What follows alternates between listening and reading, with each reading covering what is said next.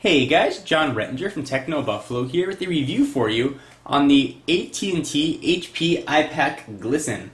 Little phone with a lot of names. This is going to run you about $180 on a 2-year contract. It takes a new take on the BlackBerry form factor, the candy bar style, with the keyboard down below and a touchscreen up above. We'll talk about the specs in a minute, but since this is a phone, first and foremost, it's got to make decent calls. Call quality was very good on the iPAQ Glisten. The radio that HP put in was able to maintain a very solid signal strength. Call quality on my end sounded great. Call quality on the caller's end sounded very strong as well. They both experienced no white noise. Actually, people couldn't even tell that we were on a cell phone. So it was very, very good, and signal strength was quite strong. Really anywhere I went, I was able to maintain a relatively nice 3G signal. So, talking about other sort of call quality features, speakerphone on this is quite bad, and a little bit of an embarrassment for HP. A little bit of a speaker grill right there, but that's about it. Really low. If you want to use a speakerphone in a car, this is not going to be the phone for you. So let's talk about specs. This thing has a 2.5-inch QVGA screen with a resolution of 320 by 240. It's quad band, of course, so it'll work anywhere in the world. It's tri-band UMTS, so that's your 3G. It also has GPS, Wi-Fi, B&G, Bluetooth 2.0, USB 2.0, and a proximity sensor. All the stuff you'd expect from a modern smartphone. Resolution-wise, and I'll show you, the 320 by 240 screen does not look so hot. It's a little bit tough to look at menu items. You look at the Windows Start menu, you don't get many that you can view.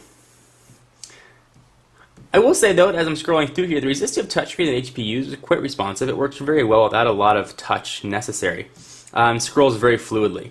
Processor-wise, it's powered by a Qualcomm 533 MHz processor. It's not underpowered, it's not overpowered, it's sort of right in the middle. It's got 512 megabytes of ROM, 200 of which are accessible, and 256 megabytes of RAM, I believe about 140 megabytes of which are accessible. And of course, it's got a micro SD expansion. So I've talked about Windows Mobile 6.5, or Windows Phone as Microsoft is calling it, in the past. And this is sort of your standard build Windows Mobile. HP put nothing unique on this. This is just Windows Mobile in its rawest form. That's not necessarily the worst thing. Sometimes the skins that go on top of this can have a bit of a processor drain. Not so with the iPAQ. It does come with a mammoth 1,590 milliamp hour battery, which lasts for days. I was able to use this thing for 2 full days with heavy internet usage, heavy calling, and still have about 20% of the battery done. So if you're a big user, a power user, do not worry about battery life. It's actually one of the strongest that I've used. One of the great things about this phone is the keyboard. It's got a really nice, very big keyboard, as you can see.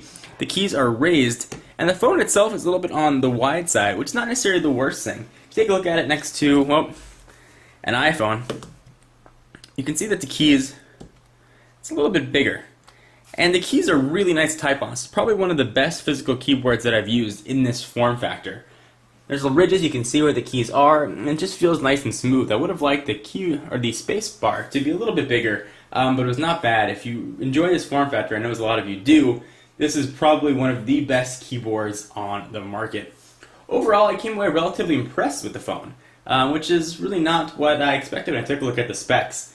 Call quality was great, it was very responsive, it worked, the keyboard was fantastic, and for someone like me who uses the internet quite a bit, being able to get through days and days with it was really a nice benefit to have. So if you're in the market for a Windows Mobile or Windows Phone 6.5 device, this one's definitely worth checking out. It brings a lot to the table.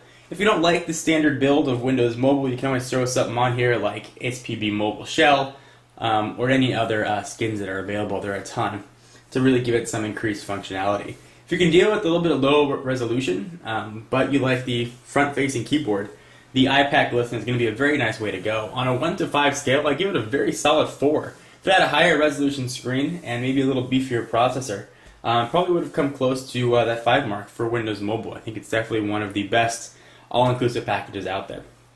So guys, I'm John Rettinger for Techno Buffalo. For all your exclusive tech needs and to monetize and create your own tech site, be sure to check out technobuffalo.com and check me out at Twitter, twitter.com/John4Lakers. I will see you guys in the next video. Bye-bye.